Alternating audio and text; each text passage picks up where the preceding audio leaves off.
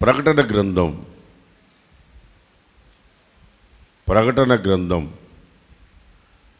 3వ అధ్యాయం 11వ వచనాన్ని చదువుకుందాం.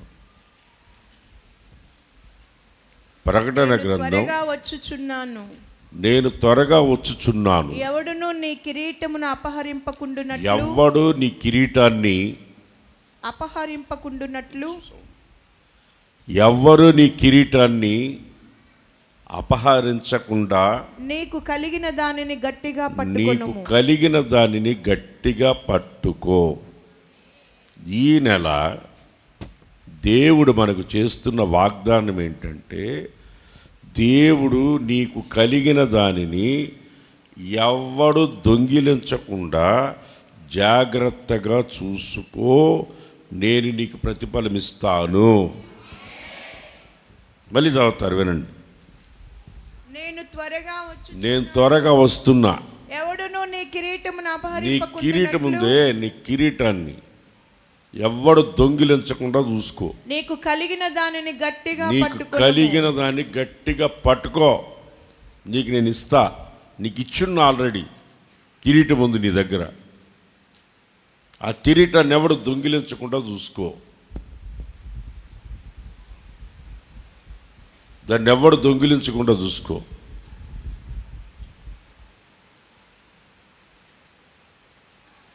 బాగా వినండి. అది ఎవడు దొంగిలించకుండా చూసుకోమని దేవుడు చెప్తున్నాడు. నిశ్చయము చెప్తున్నాడు. నీకు కలిగిన దాంట్లో దేన్ని నువ్వు దాన్ని ఎవడు దొంగిలించకుండా చూసుకో. ఎవడు దాన్ని అపహరించకుండా, దాన్ని తీసుకెళ్ళిపోకుండా, నేను త్వరగా వచ్చుచున్నాను, ఎవడు నీ కిరీటాన్ని తీసుకుని వెళ్ళిపోకుండా జాగ్రత్తగా దాన్ని గట్టిగా పట్టుకో. దాన్ని ఇంకోటి దొంగిలించకూడదు. ఈ నెలలో దేవుడు మనతో ఏం చెప్తున్నాడంటే, ఈ నెల నీకు దేవుడు త్వరగా వస్తున్నాడన్న సంగతి గుర్తుందా? తల్లో బాగా నోలు తెచ్చి చెప్పండి. గుర్తుందా? మీ కిరీటాన్ని ఎవడు దొంగిలించకుండా చూసుకోమన్నాడు. నేను వస్తున్నా, నీ కిరీటాన్ని ఎవడు దొంగిలించకూడదు. కలిగి ఉన్నది, నీకు కలిగిన దాన్ని గట్టిగా పట్టుకో. నీకు కలిగి ఉన్న దాన్ని గట్టిగా పట్టుకో. దాన్ని చేయి విడుచుకోబాక. ఇంకోటి దాన్ని తీసుకుని వెళ్ళిపోయేటట్లుగా నువ్వు ప్రవర్తించబాక. బైబిల్లో కొంతమంది అట్లా పోగొట్టుకున్నారు. కొంతమంది వాటిని నిర్లక్ష్యం చేసి పోగొట్టుకున్నారు. ఇంకో దగ్గర ఉంది, కిరీటాలు దొంగలు ఉన్నారు, జాగ్రత్త అని రాసింది. కిరీటాల దొంగలు ఉన్నారు, జాగ్రత్త అని. అపోస్తలుడైన పౌలు కొరింథీలో, ఎఫెసీలో ఓపెన్ ఖైదీగా ఉన్నప్పుడు అక్కడ స్పోర్ట్స్ ఎక్కువ జరిగేది. స్పోర్ట్స్ ఎక్కువ జరుగుతుండేది. అక్కడ స్టేడియంస్ ఉన్నాయి ఇప్పటికీ. ఎఫ్ఎస్సిలో స్టేడియంస్ ఉన్నాయి, ఓపెన్ స్టేడియంస్ ఉంటాయి, పెద్ద పెద్ద స్టేడియంస్. అపోస్తలుడైన పౌలుకి స్పోర్ట్స్ అంటే చాలా ఇంట్రెస్ట్ కూడా. ఎందుకంటే ఆయన రాసే మాటలు కూడా దాన్ని ఇంక్లూడ్ చేసి మాట్లాడుతాడు. ఇంతమంది పరిగెత్తారు, ఒక్కరికి వచ్చింది కిరీటం అంటాడు. ఇంతమంది పరిగిస్తే ఒక్కరి కిరీటం వచ్చిందంటాడు. నా దేవుడైతే అట్లా కాదు, ఎవడు జయిస్తాడో వాళ్ళందరికీ కిరీటం ఇస్తానన్నాడు.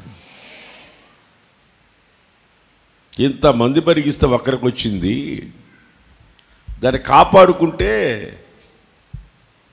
నేను త్వరగా వస్తున్నా, మీ కిరీటాన్ని మీరు జాగ్రత్త చూసుకుని దాన్ని భద్రం చేసుకోండి, పోగొట్టుకోబాకండి.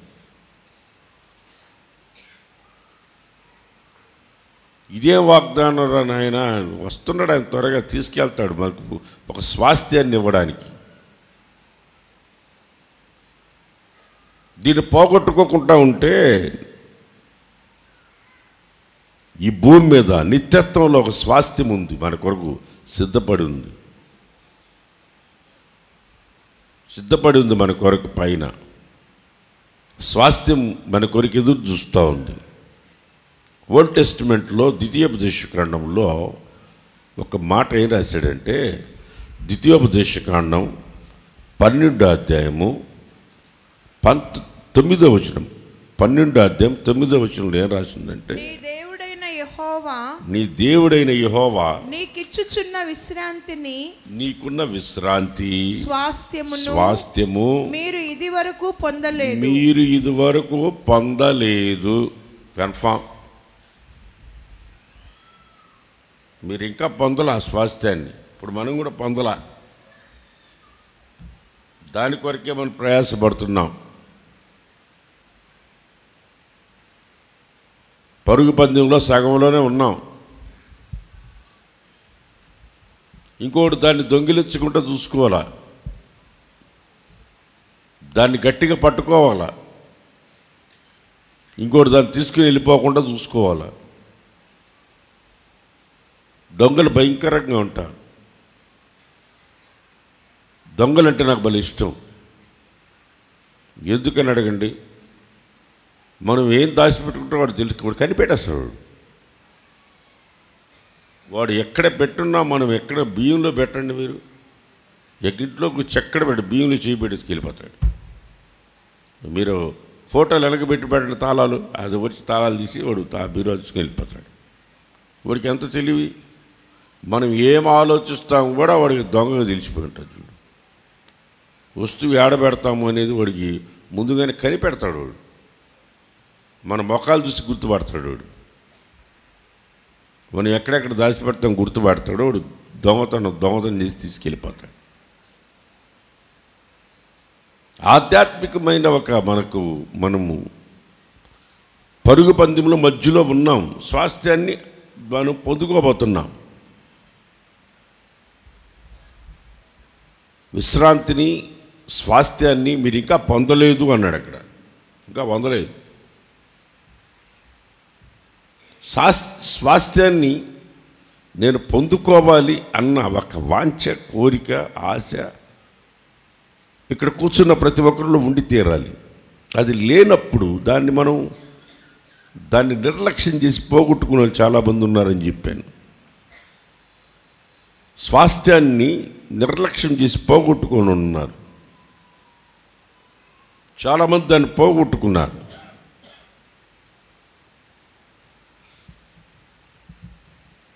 బైబిల్లో 5 మంది స్త్రీలు ఉన్నారు, ఆడపిల్లలు. వాళ్ళ తండ్రికి ఆడపిల్లలు 5 మంది ఆడపిల్లలు. వాళ్ళకి మగ సంతానం లేదు. మీరు చదవండి, సంఖ్యాకాండం 36వ అధ్యాయం 9వ వచనం చదివితే, సంఖ్యాకాండం 26వ అధ్యాయం 9వ వచనం చదవండి. 36:9. సంఖ్యాకాండం 36వ అధ్యాయం 9వ వచనము. స్వాస్థ్యము ఒక గోత్రములో నుండి వేరొక గోత్రమునకు పోకూడదు. ఇశ్రాయేలీల గోత్రములు వారి వారి స్వాస్థ్యములో నిలిచి ఉండవలెను. యెహోవా మోషేకు ఆజ్ఞాపించినట్లు సెలోపెహాదు కుమార్తెలు చేసిరి. సెలోపెహాదు కుమార్తెలైన మహలా, తిర్సా, హోగ్లా, మిల్కా, ఏదో ఒకటి నోయా, టొక్కలా ఏదో ఒకటి తమ తండ్రి సహోదరుని కుమారులను పెండ్లి చేసుకునిరి. ఇప్పుడు ఇక్కడ వచ్చే సమస్య చెప్తాను. నేను ఇంటికి వెళ్ళిన తర్వాత అధ్యాయం చదవండి. వాళ్ళకి మగపిల్లలు లేరు. మగపిల్లలు లేకపోతే ఆస్తి ఇవ్వకూడదు కదా, స్వాస్థ్యం ఇవ్వకూడదు కదా. ఇది అప్పటి నుంచే వస్తుంది. మన భారతదేశంలో కూడా స్త్రీలకి ఒకప్పుడు ఆస్తిలో పంచేది లేదు. బాగా పంచుతారు. ఇక్కడ స్త్రీలకి పంచరు. మగపిల్లలు లేరు, స్వాస్థ్యం ఇవ్వకూడదు. యాక్చువల్గా స్వాస్థ్యం ఇవ్వకూడదు.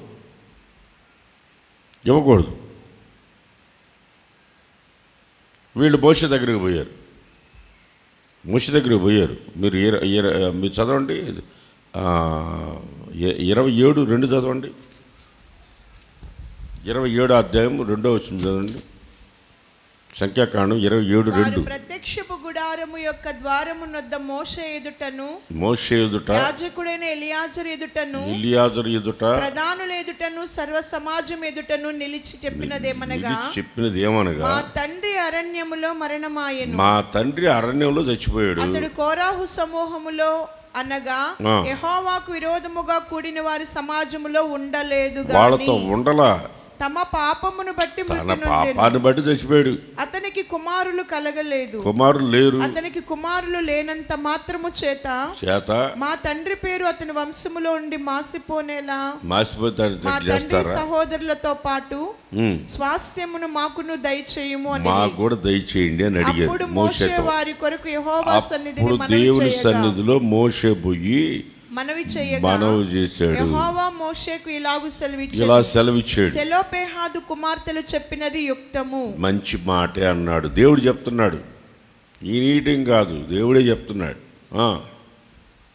నిశ్చయముగా వారి తండ్రి సహోదరులతో పాటు భూస్వాస్థ్యమును వారి అధీనము చేసి వారి తండ్రి స్వాస్థ్యమును వారికి చెంద చేయవలెను. వారికి కూడా స్వాస్థ్యాన్ని ఇవ్వండి. వాళ్ళు అన్ని జనుల్లోకి వెళ్లకుండా స్వాస్థ్యం దెబ్బతినకుండా వాళ్ళకి కూడా ఇవ్వండి అని దేవుడు కూడా చెప్పాడు. వీళ్ళు వేద్యమాడి దేవుని సన్నిధికి వెళ్ళి స్వాస్థ్యం కోసం, తన తండ్రి స్వాస్థ్యం కోసం పోరాడి దానిని చేపట్టారు. ఇందా మన ప్రకటన గ్రంథాలు చదువుకుని ఏమని, నీకు కలిగిన దాన్ని ఏం చేయాలా? గట్టిగా చెప్పాలా? నీ కలిగిన దాన్ని ఏం చేయాలి? గట్టిగా పట్టుకో.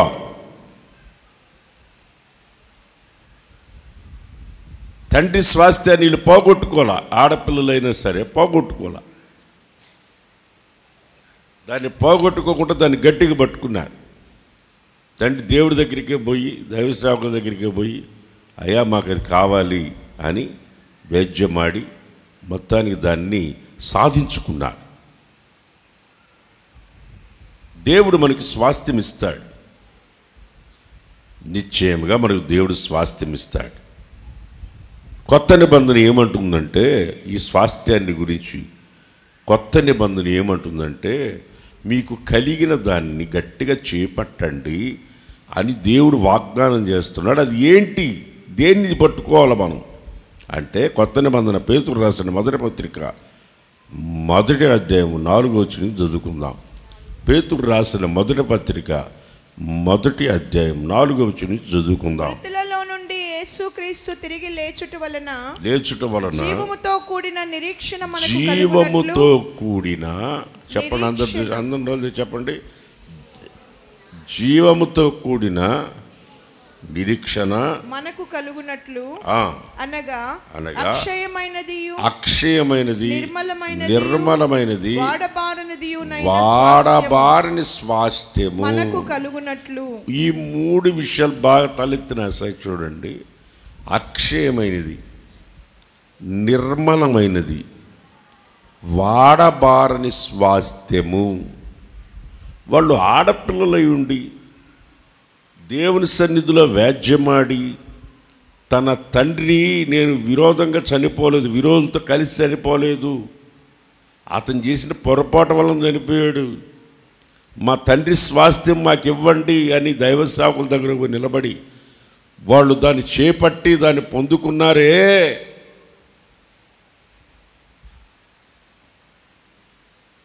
అక్షయమైనది, నిర్మలమైనది, వాడబారని స్వాస్థ్యం మన కొరకు దాచబడి ఉంది.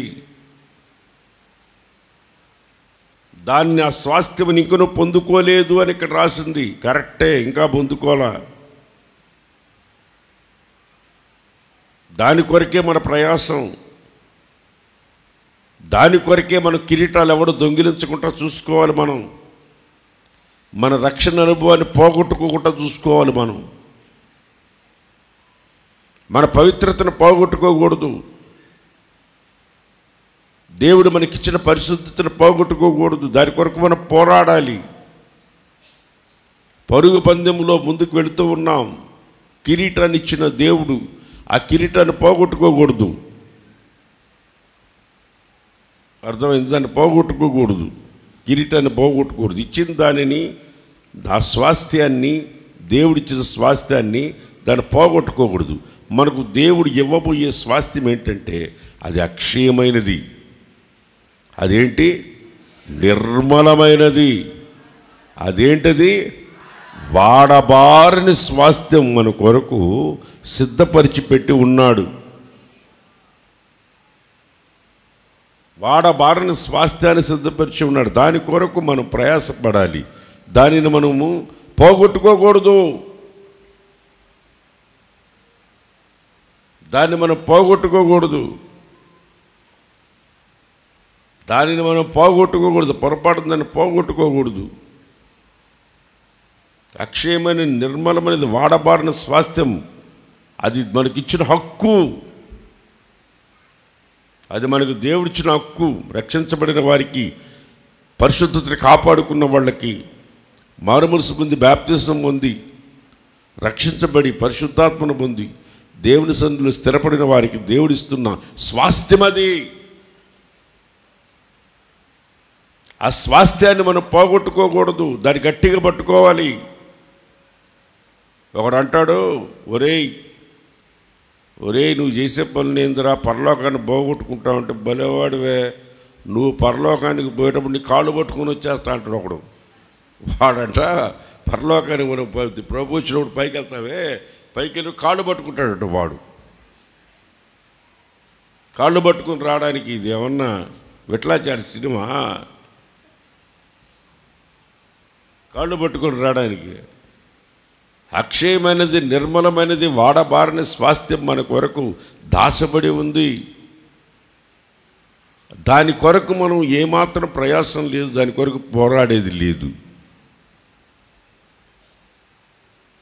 మీరు అబ్రహాముని గురించి గమనించి చూస్తే, అబ్రహాముని గురించి ఆలోచించి చూస్తే, మీరు అబ్రహాముని హెబ్రీ పత్రిక చూస్తే, హెబ్రీ పత్రికలో అబ్రహాముని గురించి మనం 11వ అధ్యాయం 8వ వచనంలో చూస్తే, 11వ అధ్యాయం 8వ వచనం, అబ్రహాము అతను దేవుడు పిలిచినప్పుడు విశ్వాసమును బట్టి ఆ పిలుపునకు లోబడి తాను స్వాస్థ్యముగా పొందబోయే ప్రదేశమునకు బయలుదేరాడు. మరియు ఎక్కడికి వెళ్ళవలెను? బయలుదేరాడు, ఇంకా వెళ్ళి చేరలా. మనం కూడా ప్రయాణంలోనే ఉన్నాం. మన ప్రయాణంలో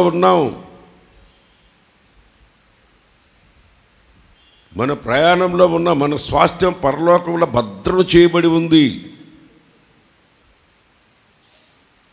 ఆ స్వాస్థ్యం కొరకు మన పోరాడు. అబ్రహాం అతను ఎక్కడికి వెళ్ళవాలో తెలియకనే అతను తన స్వాస్థ్యంగా దేవుడు ఇవ్వబోయే విశ్వాసమును బట్టి తన స్వాస్థ్యంగా పొందబోయే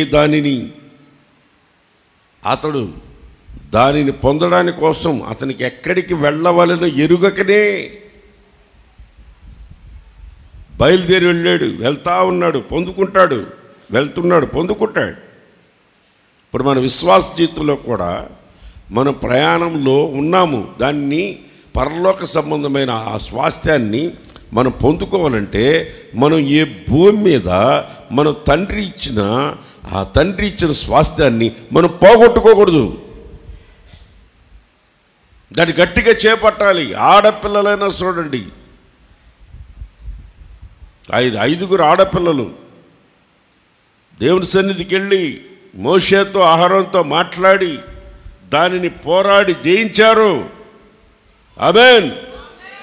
చేతి తెలి చెప్పండి, గట్టిగా చెప్పండి.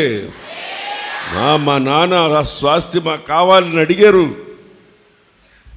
మా నాన్న ఆస్తి మాకు కావాలని అడిగారు. అర్థమైందా? అడిగారు, ఆస్తిని అడిగారు. కట్నం ఇచ్చి పెళ్లి చేసినా, 7 వారాలు నగలబెట్టినా, అన్నీ ఇచ్చి పెళ్లి చేసి పంపించినా మళ్ళీ ఆస్తి అడిగి మళ్ళీ లాక్కోండి. ఒక్కరికి కూడా చల్లడం లేదు. బతికే ఉన్నారా? అన్నీ ఇచ్చి మీకు పెళ్ళిళ్ళు చేసుకోకుండా అన్న ఆడపిల్లలందరికీ పెళ్ళిళ్ళు చేసి 4 ఆడపిల్ల 5 ఆడపిల్ల అయితే అందరికీ పెళ్ళిళ్ళు చేసి పెళ్లి చేసుకోకుండా అట్టే నిలబడిపోయి వాళ్ళందరికీ కట్నాలు ఇచ్చి పెళ్లి చేసి పంపిస్తే పెళ్లి చేసుకుని పోయి హాయిగా ఉద్యోగస్తులకి ఇచ్చి చేస్తే మరలా వచ్చి మా ఆస్తి మాకు ఇండని కూర్చొని వాళ్ళ అన్నని ఈదులో పెట్టినారు. ఆడపిల్లలు కదా, ఎవరో చెప్పాలా? ఇది వాళ్ళ నాన్న ఆస్తి కోసం ఏం చేయాలా? చెప్పరంటే పోరాడాలా లేదా? ఈ ఇహ సంబంధమైన ఆస్తి కోసమే అంత పోరాడినప్పుడు పరలోక సంబంధమైన ఆస్తి కోసం ఎందుకు పోరాడరు? ఆడపిల్లకి తండ్రి ఇంటి మీద నోళ్ళు తీరు చెప్పరంటే ఆశ కాదు, అధికారం. ఆశ కాదు, చెప్పండి ఏముంటుంది? ఆశ కాదు, ఆశ ఉంటే నెరవేరదు. అధికారం అన్నమాట. ఇస్తారా ఇవారు తీసుకుపోతారు, అడగకుండా తీసుకెళ్తారు. ఆడవాళ్ళు 5 మంది స్త్రీలు పెళ్లిగా ఇంకా ఉన్నారు, 5 మంది ఉన్నారు. పోరాడి వాళ్ళ నాన్న ఆస్తి కోసం పోరాడి. అర్థమైందా? ఆస్తి కోసం పోరాడారు.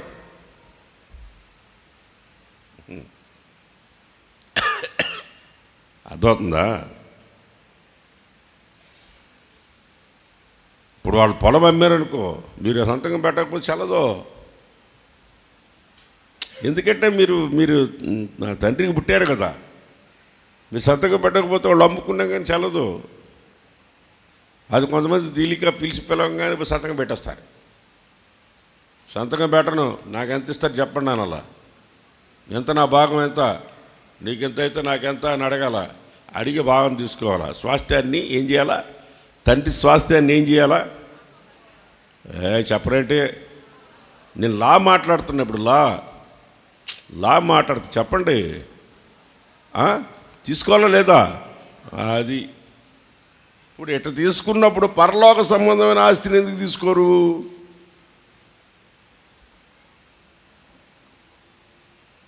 అక్షయమైనది, నిర్మలమైనది, వాడబారిన స్వాస్థ్యం. అబ్రహాము ఎక్కడికి వెళ్ళవాలనో తెరికినే అతను పొందబోయే స్వాస్థ్యం కొరకు అతను బయలుదేరి వెళ్ళాడు. విశ్వాసాన్ని కాపాడుకుంటూ పోయాడు. మన విశ్వాసాన్ని పోగొట్టుకొని ప్రయాణం చేయకూడదు, పరిశుద్ధతను పోగొట్టుకొని ప్రయాణం చేయకూడదు. మనం పొందబోయే దాన్ని గట్టిగా పట్టుకున్నామంటే దేవుడు మనకిచ్చిన ఆ విశ్వాసాన్ని, ఆ రక్షణని దాన్ని కాపాడుకుంటూ, పరిశుద్ధతను కాపాడుకుంటూ దాని కొరకు మనం ప్రయత్నించి ముందుకు సాగాలి. దాని కొరకు బయలుదేరాలా. నేను త్వరగా వస్తున్నా, మీ కిరీటాన్ని ఎవడు దొంగిలించకుండా చూసుకోండి, మీకు స్వాస్థ్యం నేను అనుగ్రహిస్తా అంటున్నాడు.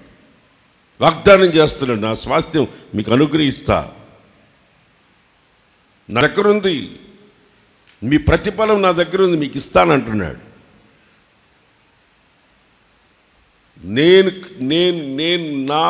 నాకు ఇవ్వాల్సింది పక్కనోడికి ఈడు, నా ప్రతిఫలం నాకే ఇస్తాడు, ఇంకొకరికి ఎందుకు ఇస్తాడు? ఇక్కడేం తెలియదు, మనం చేసిన పరిచర్య యొక్క ప్రతిఫలం ఇక్కడ తెలియదు. ఇక్కడ మనల్ని లెక్క లేకుండా మాట్లాడచ్చు మనుషులు. అక్కడికి పోయిన తర్వాత తెలుస్తుంది అసలు సంగతి. మనం ఎంత పరిచర్య చేశాము, దేని కొరకు ప్రయాసపడ్డాము, ఆ స్వాస్థ్యం మన కొరకు ఆయన దాచబడింది ఏముంది, ఆయన దగ్గర ఎలా ఉంది.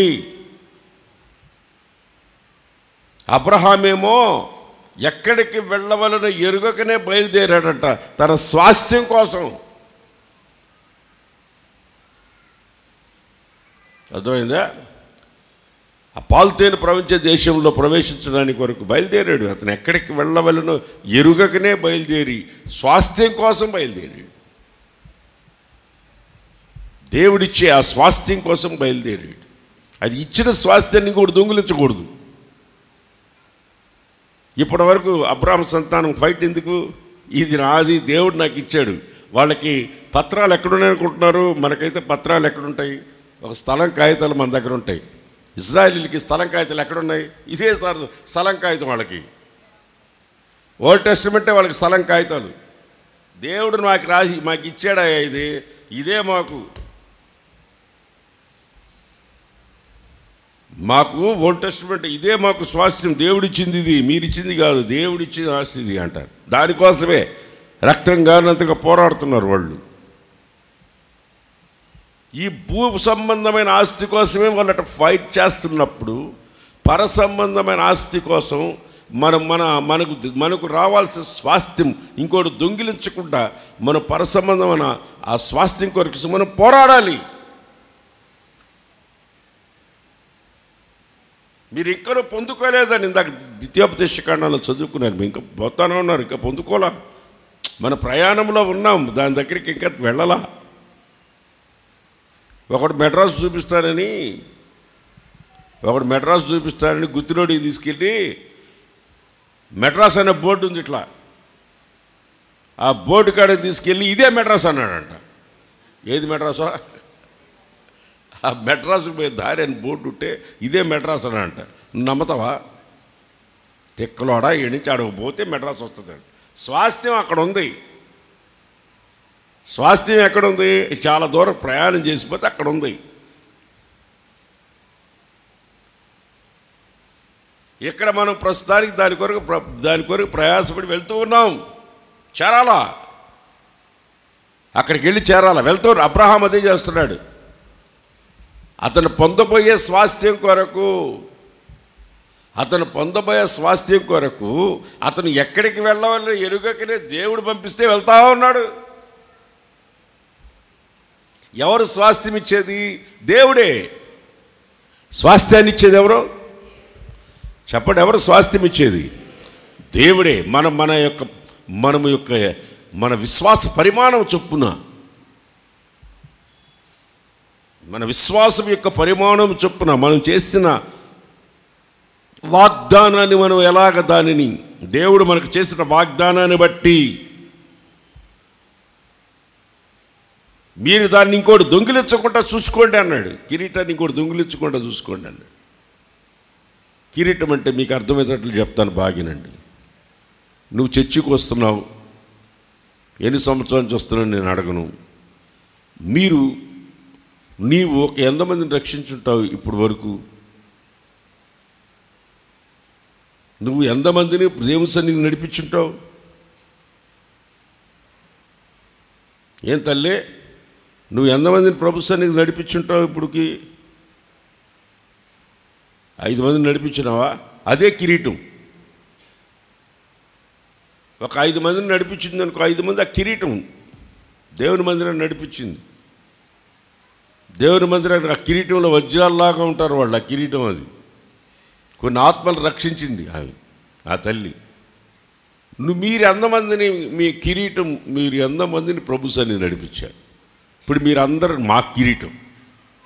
ఇప్పుడు మిమ్మల్ని ఎవరు దొంగిలించకుండా చూసుకోవాలి.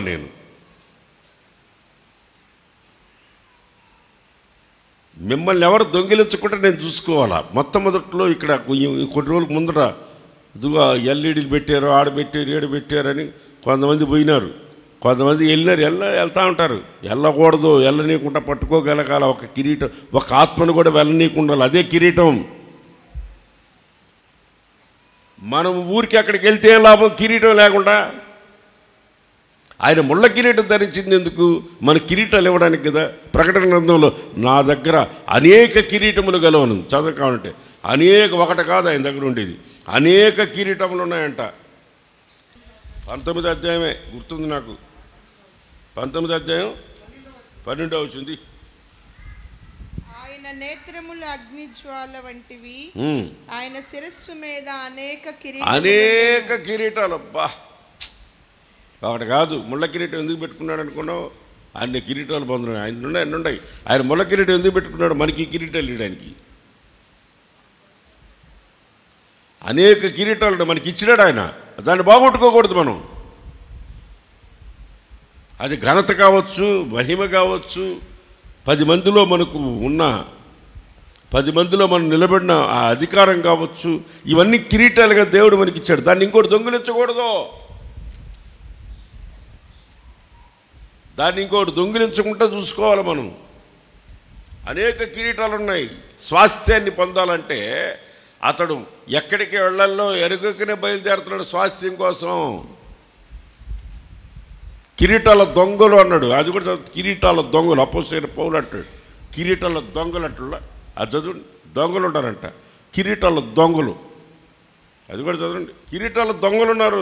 దొంగలు కిరీటాలు దొంగిలిస్తే దొంగలు. అర్థమైందా? కిరీటాలు దొంగిలిచ్చేస్తారు. మీకు అర్థమవుతాడు చెప్పమంటారా? మీకు అర్థమవుతాడు చెప్పమంటారా? చెప్తాను. తలెత్తి చూడండి. అసలు భర్తకి కిరీటం ఎవరు? భర్తకి కిరీటం ఎవరు? ఇప్పుడు ఒకడు భార్యను ఒకడు ఎత్తుకెళ్ళిపోయాడంటే దాని అర్థం ఏంటి? దాని అర్థమైంది. ఇంకా వీడి కిరీటాన్ని ఇంకోటి తీసుకెళ్ళిపోయాడు. వీడి కిరీటాన్ని ఇంకోటి తీసుకెళ్ళిపోయాడు.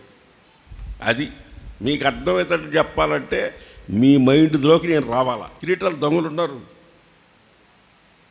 మిమ్మల్ని మీరు జాగ్రత్తగా చేసుకోకపోతే తీసుకెళ్ళిపోతారు. అర్థమైందా? ఇప్పుడు ఇక్కడ గమనించి చూస్తే అబ్రహాము తను పొందబోయే స్వాస్థ్యం కొరకు ఎక్కడికి వెళ్ళవలనో ఎరుగకనే బయలుదేరి అబ్రహాము వెళ్ళాడు. సరే, దానికి ఆపోజిట్కి ఇంకోటి చదువుతాం. దానికి ఆపోజిట్ విరోధంగా దానికి ఆపోజిట్ చదువుతాం. అదే హెబ్రీ పత్రిక 12వ అధ్యాయం 16 వచనం చదవండి. అదే హెబ్రీ పత్రిక 12వ అధ్యాయం 16 వచనం చదవండి. ఒక్క పూట కూటి కొరకు తన జ్యేష్ఠత్వపు హక్కును అమ్మివేసిన ఏశావు లాంటి వాళ్ళు మీ దగ్గర ఉన్నారేమో చూసుకోండి. హక్కును పోగొట్టుకున్నాడు. జ్యేష్ఠత్వ హక్కును పోగొట్టుకున్నాడు. స్వాస్థ్యాన్ని పోగొట్టుకున్నాడు. తండ్రి ఇచ్చిన స్వాస్థ్యాన్ని పోగొట్టుకున్నాడు. బైబిల్లో ఒక వ్యక్తి ఉన్నాడు, నాకు భలే ఇష్టం. రాజుల గ్రంథంలో ఉంటాడు. రాజు వచ్చి అడిగినా నేను అన్నాడు అంతే. రాజుల గ్రంథం, రాజుల మొదటి గ్రంథం 21వ అధ్యాయంలో ఉంటాడు. ఎవరు అతని పేరు? నాబాతు. అతను అంటాడు, నీ పొలం భలే ఉందిరా, నా కోటకు ఆనుకోనుంది, నాకు ఇచ్చేసేయరా అని అడిగాడు. ఈయన అన్నాడు, ప్రాణం పోయిన ఈయన ఎందుకు ఈయను, అది మా నాన్నది, నా తాతలది, మా ముత్తాతలది, మా తాతల ఆస్తి. నేను ఇవ్వనంటే ఇవ్వను,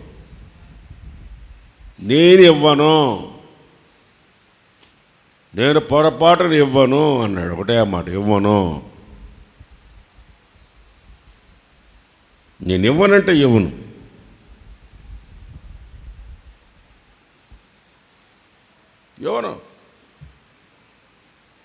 ఆ పితరుల ఆస్తిది. సంపుతావా? సంపుకో. చచ్చిపోయాడు అతను.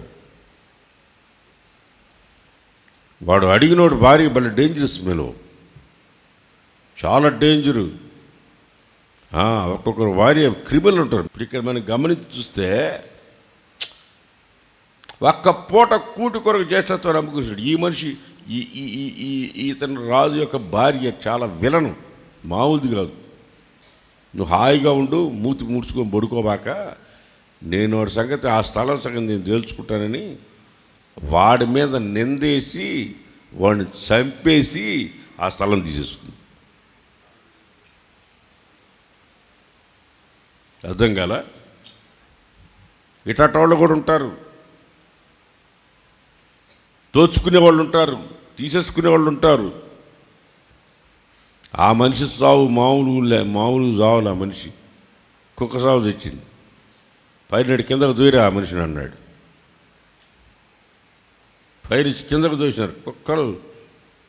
కుక్కల రక్తం నాకింది. మేకప్లు ఎక్కువ ఆ మనిషికి, మామూలు మేకప్లు కాదు. మామూలు మేకప్ కాదు, కుక్కలు రక్తం తాగినాయి. భర్తను సంతోష పెట్టాలని తండ్రి స్వాస్థ్యాన్ని ఇవ్వనన్నామని చంపించేసింది. అర్థమవుతుందా? ఇవ్వనన్నందుకు చంపాడేసింది. మీరు బాగానండి, నేను ముగిస్తున్నా, ఇంక చెప్పను. అర్థమయ్యేటట్లు ఒక మాట చెప్పి ముగిచ్చేస్తాను. మనకు రైలు పోతుందనుకో, రైల్లో రిజర్వేషన్ ఉంటుంది. ఏముంటుంది? నోళ్ళు చెప్పండి. రిజర్వేషన్ ఉంటుంది. రిజర్వేషన్ చేసేసుకుంటే మనం నిరభ్యంతరంగా రైలు చాకంగానే ఏ పెట్టిలో మన రిజర్వేషన్ చూసుకుని పోయి ఎక్కి దాంట్లో పడుకొని హాయిగా పోవచ్చు. ఎవడన్నా పడుకున్నా లే వచ్చానంటే వాళ్ళు వేస్తాడు. అసలు లేడా? ఇప్పుడు మనం పరలోకంలో స్వాస్థ్యం పొందుకోవాలంటే భూమి మీద రిజర్వేషన్ చేసుకోవాలా? రిజర్వేషన్ చేసుకోవాలి. రోమ్లో ఈ విధంగా చెప్పి చాలామంది విశ్వాసుల దగ్గర డబ్బులు దోచుకున్న దొంగలు లేకపోలేదు. మేము పరలోకంలో మీకు ఆస్తిని సమకూర్చి పెడతామని రోమ్లో బిషప్పుల కాలంలోనే అప్పట్లోనే మేమిస్తేనే మీరు పరలోకానికి పోతారని వాళ్ళు ఆ రోజుల్లో రిజర్వేషన్లు మీకు పరలోకంలో టికెట్ బుక్ చేస్తున్నామని, భర్తలు బుక్ చేస్తున్నామని డబ్బులు దోచుకున్న వాళ్ళు ఉన్నారు. వాళ్ళు నేను చెప్పేది అట్లాంటి కాదు, బాగానండి, డబ్బులతో పని కాదు నేను చెప్పేది. ఎఫ్ఎస్సి పత్రిక 1వ అధ్యాయం 13వ వచనం రిజిస్ట్రేషన్. ఈ రిజిస్ట్రేషన్ చేసుకుంటే నిశ్చయంగా మీకు స్వాస్థ్యం పరలోకంలో ఉంటుంది. మీరు సత్యవాక్యమును అనగా మీ రక్షణ సువార్తను విని క్రీస్తునందు విశ్వాసము ఉంచి వాగ్దానము చేయబడిన ఆత్మ చేత ముద్రిస్తే అదే రిజిస్ట్రేషన్. ఏదదే? నోళ్ళు తెచ్చి చెప్పండి. నోళ్ళు తెచ్చి చెప్పండి. ఏంది రిజిస్ట్రేషను? రిజిస్ట్రేషన్ ఏంటి? మనమందరం ఏం చేయాలా? ఆత్మచేత ముద్రించబడాలా. ముద్రించబడిన తర్వాత కూడా సమస్యలు ఉన్నాయి, అది తెలుసుకోవాలి మీరు. మళ్ళీ సీల్ వేసిన తర్వాత కూడా దాన్ని కూడా సాతాను కూడా పగలగొడుతుంటాడు కొన్నిసార్లు.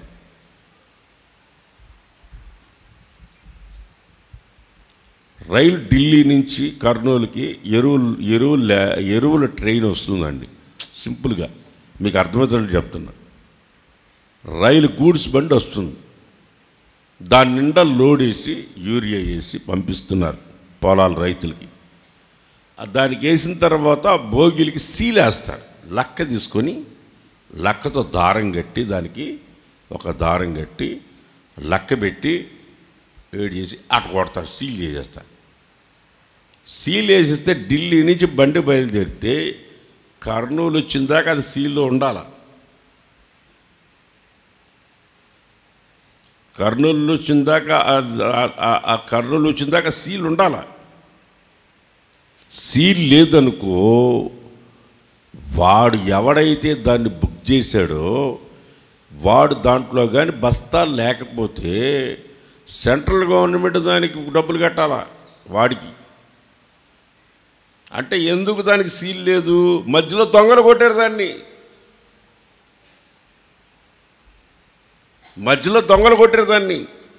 మధ్యలో దొంగలు ఏం చేశారంటే సీల్ని తీసేసి రన్నింగ్ ట్రైన్లోనే డోర్లు ఓపెన్ చేసి లోపలికి వెళ్ళి దాంట్లో ఉన్న ఒక 100 బస్తాలు దొంగతనం చేసేసారు. మీకు అర్థమయ్యేటట్లు చెప్తున్నా, అర్థం అవడానికి చెప్తున్నా, అర్థం కదా? ఇప్పుడు కొంతమంది పరిశుద్ధాత్మతో ముద్రించబడిన తర్వాత కూడా, రిజర్వేషన్ చేయబడిన తర్వాత కూడా అది పోగొట్టుకునే ప్రమాదం ఉంటుంది. అందుకనే జాగ్రత్త. నేను మొట్టమొదటి చదివించిన వాగ్దానంలో చదివించిన, మళ్ళీ చదవండి వాగ్దానం. మీకు అర్థం అయితే దేవునికి స్తోత్రం, అర్థం కాకపోయినా దేవునికి స్తోత్రం. అర్థమైనా దేవునికి స్తోత్రం, అర్థం కాకపోయినా దేవునికి స్తోత్రం. నేను త్వరగా వచ్చుచున్నాను. ఎవడును నీ కిరీటమును కిరీటాన్ని ఎవడు అపహసించకుండా నీకు కలిగిన దాన్ని గట్టిగా పట్టుకో. నీకు వాగ్దానం చేయబడిన దేవుని ఆత్మను, ముద్రించబడిన పరిశుద్ధాత్మను నువ్వు పోగొట్టుకుంటే పరలోకమందు నువ్వు అక్కడ స్వాస్థ్యాన్ని నువ్వు పొందలేవు. ఇక్కడ పరిశుద్ధాత్మ ముద్రించబడిన నువ్వు దాన్ని నువ్వు పోగొట్టుకుంటే అక్కడ పొందలేవు.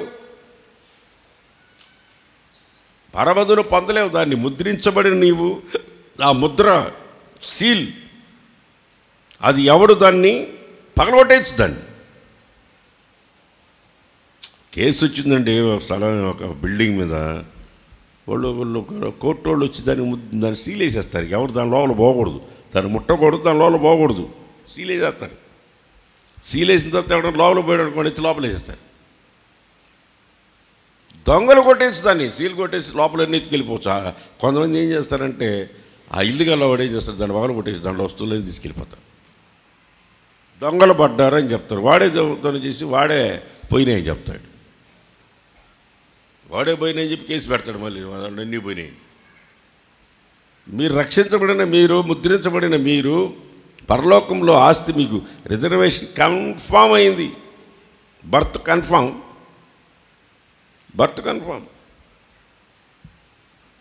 టికెట్ పోగొట్టుకున్నావు. ఎట్లా? బర్త్ కన్ఫామ్, టికెట్ పోగొట్టుకున్నావు, నీకు ఎట్లా వస్తుంది? అర్థమైందా? మా ఇద్దరి దగ్గర టికెట్ ఉంది, నాకు శాంతికి ఇద్దరికి. ఏడకు పోతున్నాం మన ఇద్దరం?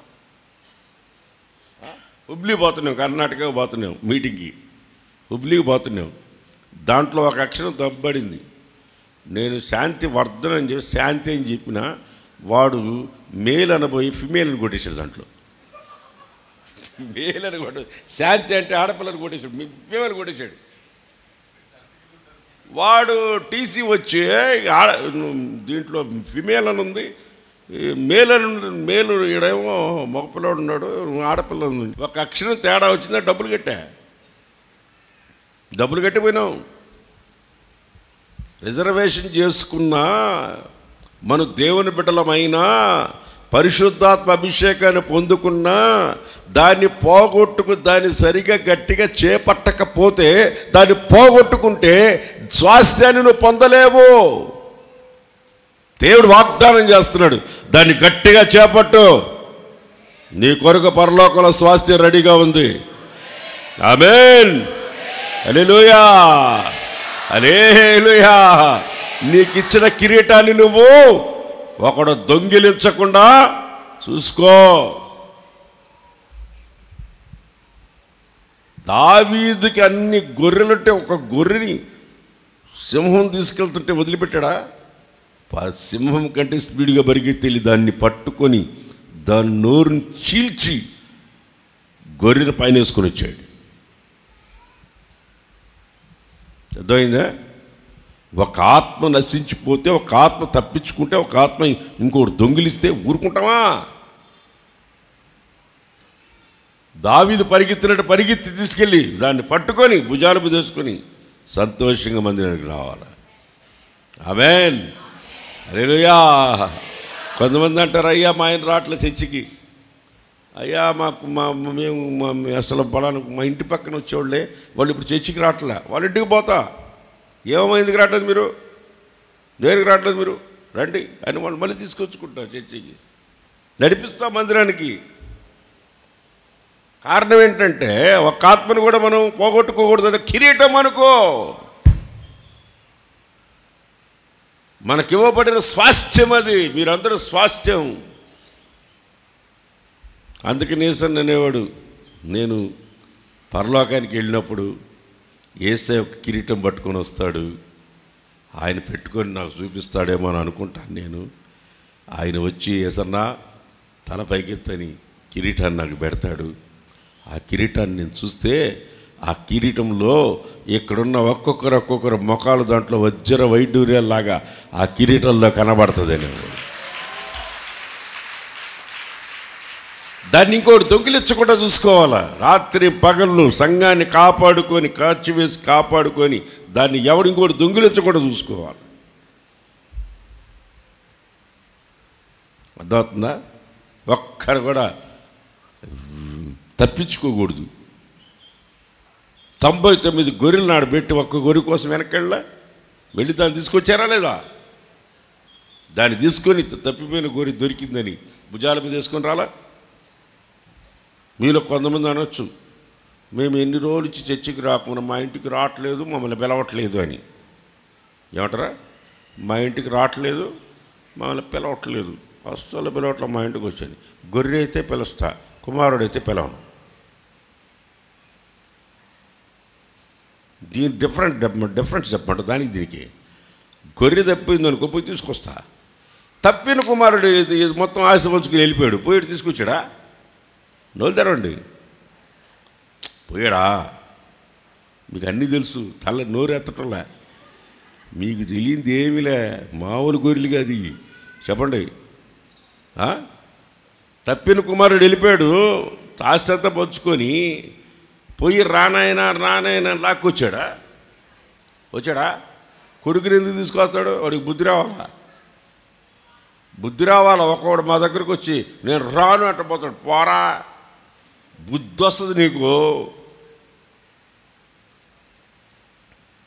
ఒకడికి ఎంత ఆస్తి నిందే, చర్చికి వస్తున్నాడు, పేరొద్దులే, ఒకడికి ఎంత ఆస్తి నిందే, పోయాడు దుర్వ్యాపారం చేశాడు. ఈ తప్పిపోయిన కుమారులాగే ఆయన పోయినాడు, మొత్తం బాగొట్టుకున్నాడు. ఆటోలు బాగొట్టుకున్నాడు, లారీ ఉన్నది లారీ బాగొట్టుకున్నాడు, అన్నీ బాగొట్టుకున్నాడు. తీరా వాళ్ళ అమ్మ వచ్చింది, అయ్యా నా కొడుకుని కొంచెం గమనించయ్యా, వాడు లారీ బాగొట్టుకున్నాడు, ఆటోలు బాగొట్టుకున్నాడు, ఈ మధ్య వాడు ప్రవర్తన సరిలేదు, రాత్రిపూట తోలుతా వస్తున్నాడు. అయ్యా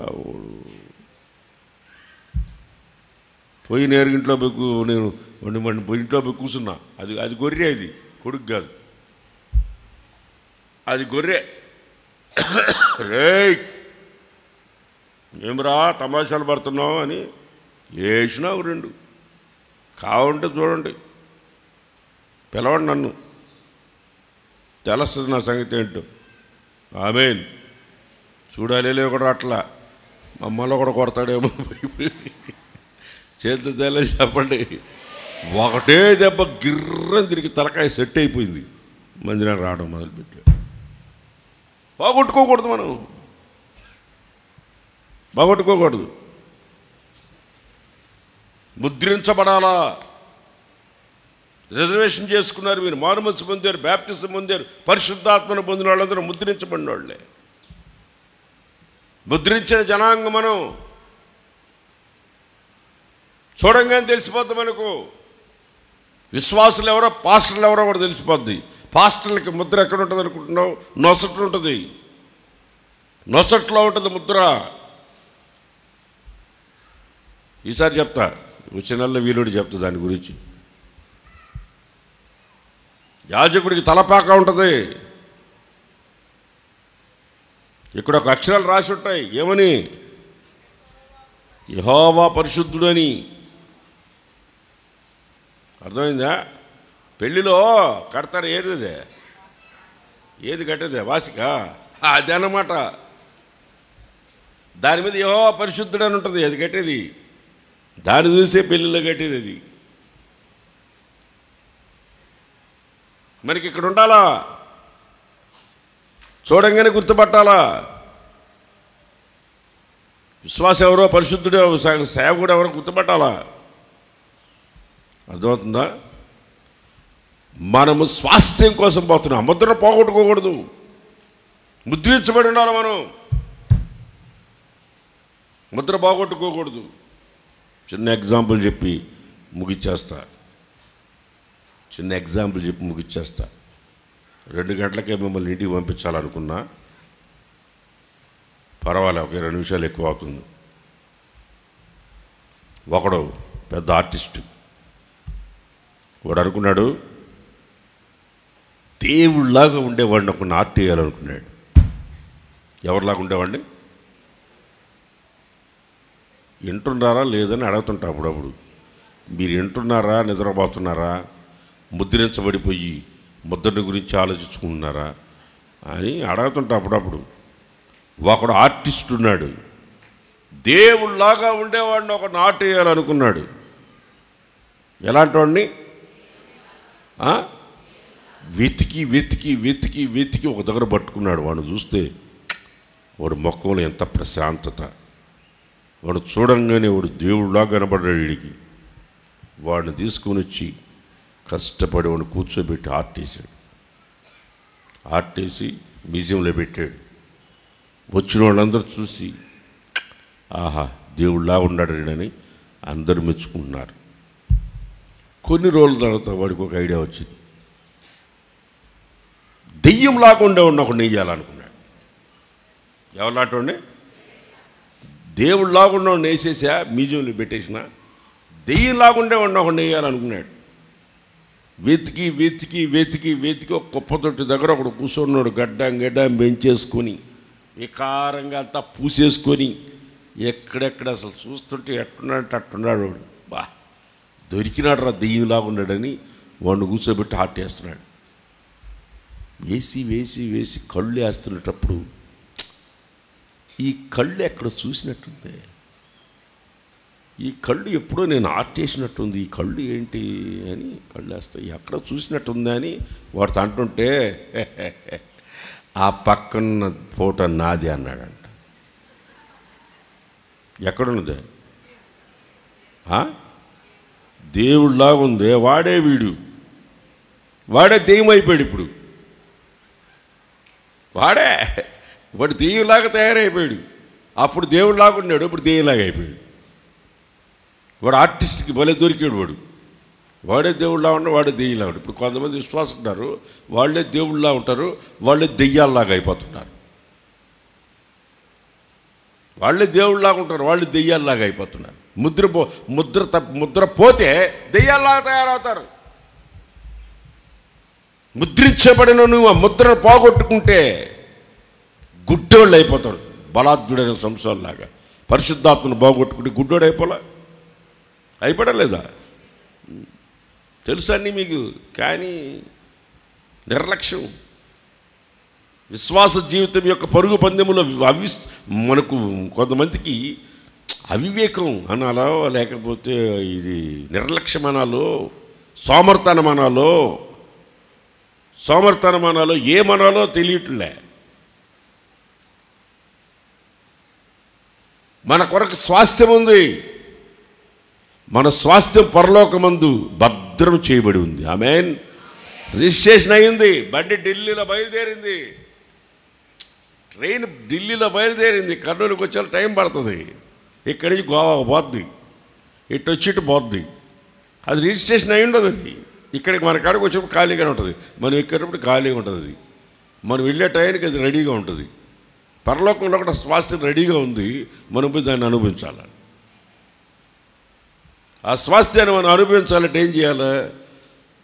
మనకు కలిగిన దానిని, చెప్పండి, మనకు కలిగిన దానిని దేవుడు ఏం చెప్తున్నాడు? వాగ్దానం, నీ కలిగిన దానిని గట్టిగా చేపట్టు, ఇంకొకటికి దాని దాన ధర్మం చేయబాక. అదే ఉందిరా, చిక్కుడుకాయ కూర బెటరా, నీకు ఇచ్చేస్తానని ఇచ్చేయబాక. లేనిపోని తలకాయ నొప్పి. అర్థమవుతుందా? పోగొట్టుకోకూడదు మనం.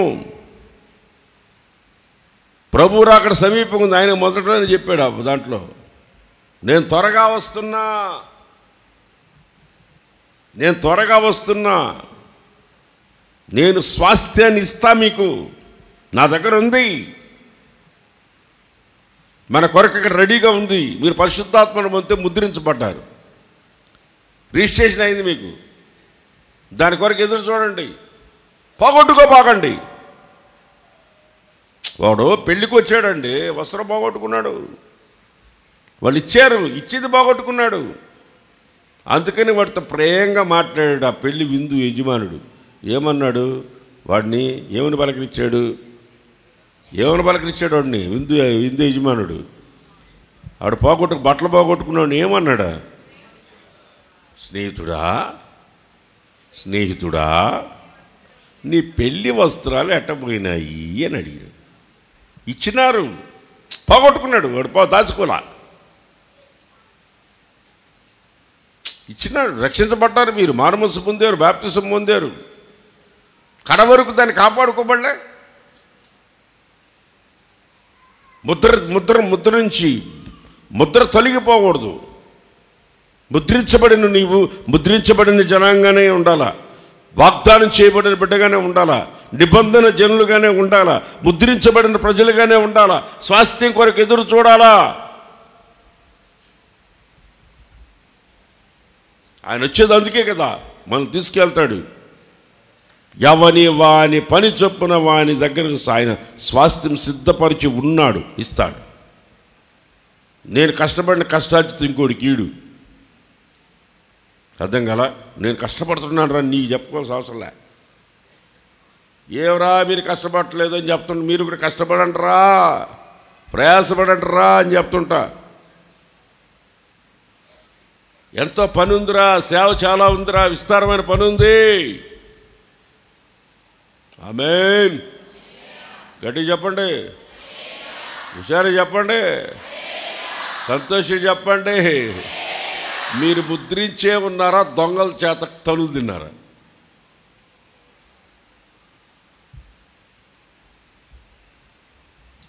ఇంకా స్పష్టంగా ఇంగ్లీష్లో చెప్పాలంటే మీరు సీల్ పీసా, లేకపోతే